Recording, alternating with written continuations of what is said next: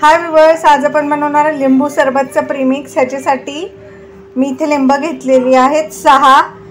ही मी कापून याचा रस काढून घेणार आहे, मग तुम्हाला सांगणार आहे ह्याच्यासाठी आपण काय करायचं आहे। जेव्हा लिंब स्वस्त असतील, पावसाळ्यात लिंब स्वस्त असतात, त्यावेळेस तुम्ही हे काम करू शकता। तेव्हा एक रुपयाला एक लिंबू मिळतो, तेव्हा तुम्ही हे प्रीमिक्स बनवून ठेवू शकता। हे वर्षभर चांगलं राहतं, अजिबात खराब होत नाही। तुम्ही कधीही लिंबू पाणी बनवू शकता। चला तर मग ह्याचा रस काढून घेऊया। हे पहा, इथे 1/3 कप एवढा रस भरलेला आहे।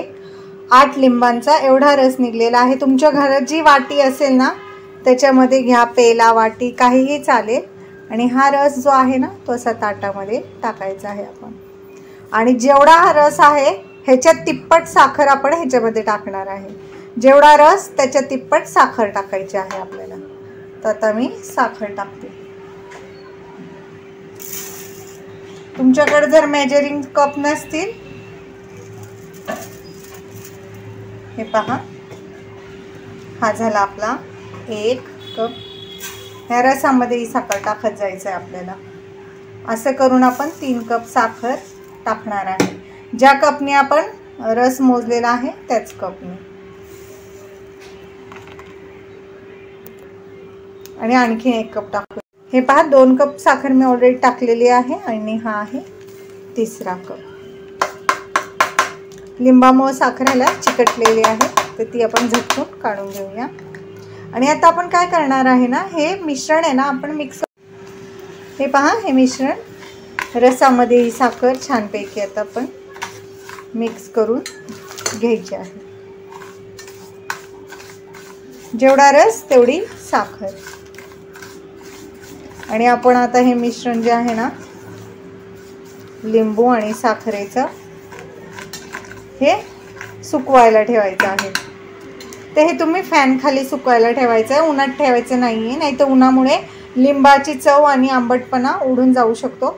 त्यामुळे हे फक्त आणि फक्त सावलीतच सुकवायचं आहे। थोड्या वेळाने हे सुकेल। ह्याला 8 ते 10 दिवस लागतात। फॅन खाली आपण हे मस्तपैकी सुकवून घेऊया। आता हे आपण असंच ताटात ठेवून द्यायचं आहे हे मिश्रण। ह्याच्यामध्ये पाणी वगैरे अजिबात काही टाकायचं नाही आहे, फक्त लिंबू रस आणि लिंबाच्या रसाची तिप्पट साखर। हे पहा व्ह्यूअर्स, इथे जी आपण लिंबू आणि साखर, लिंबाचा रस आणि साखर जी एकत्र करून ठेवली होती, ती आता पूर्णपणे कोरडी झालेली आहे। ह्याला मला पूर्ण 8 दिवस लागलेले आहे हे सुकवायला। हे तुम्हाला रोज हलवायचं आहे, ढवळायचं आहे। आणि अशा ह्या गाठी पण होतात, तर ह्या मोकळी करून अशी साखर घ्यायची आहे, नाहीतर गाठींमध्ये ओलावा राहतो। त्यामुळे आता 8 दिवसानंतर आता हे मी मिक्सरचं भांडं घेतलेलं आहे, ह्याच्यामध्ये आपण ही पावडर करून घ्यायची आहे। नंतर मी ह्याचं तुम्हाला सरबत बनवून दाखवेल।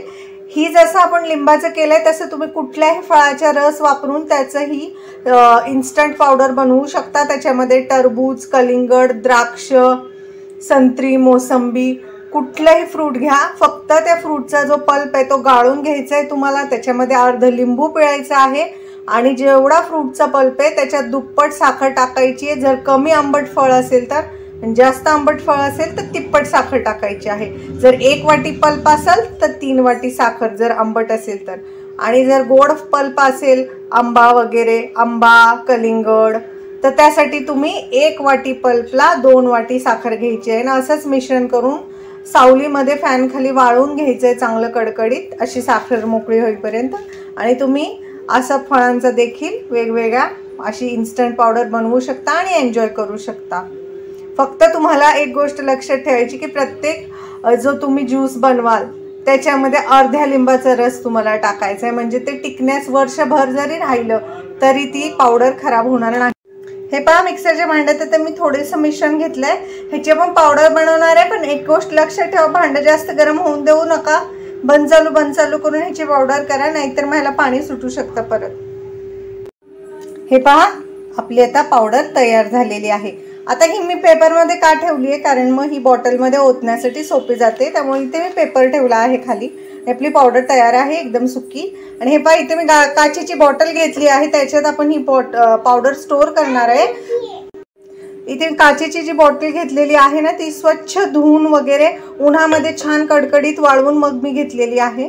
तुम्ही एक गोष्ट लक्षात ठेवा, ही पावडर तुम्ही प्लास्टिकच्या कुठल्याही भांड्यात स्टोअर करायची नाही आहे, कारण थोड्या दिवसाने प्लास्टिकचा वास त्या पावडरला लागतो. त्यामुळे जर तुम्ही स्टोअर करणार असेल ही पावडर तर ही काचेच्याच बॉटलमध्ये स्टोअर करा, कारण ही चांगली पण राहते आणि खराबही येत नाही. ह्याचा वासही चांगला राहतो व्यवस्थित लिंबाचा, नाही तर प्लास्टिकचा वास येतो नंतर. त्यामुळं ही काचेच्या बॉटलमध्येच पावडर स्टोअर करायची. आता ही मी ओतून घेते बॉटलमध्ये. मग आपण याचं सरबत कसं बनवायचं ते बघूया. हे पहा, ही पहा काचेची पूर्ण बॉटल माझी भरलेली आहे या प्रीमिक्सच्या पावडरनी. तर आता आपण ह्याच्यापासून लिंबू सरबत कसा बनवायचा ते बघूया.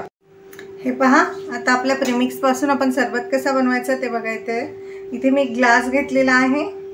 या ग्लासमध्ये आता आपण पहिले पाणी ओतून घेणार आहे. तर एका ग्लाससाठी आपण ही 2 चमचे पावडर घेणार आहे आणि ही पावडर पूर्ण विरघळून घ्यायची आहे छानपैकी.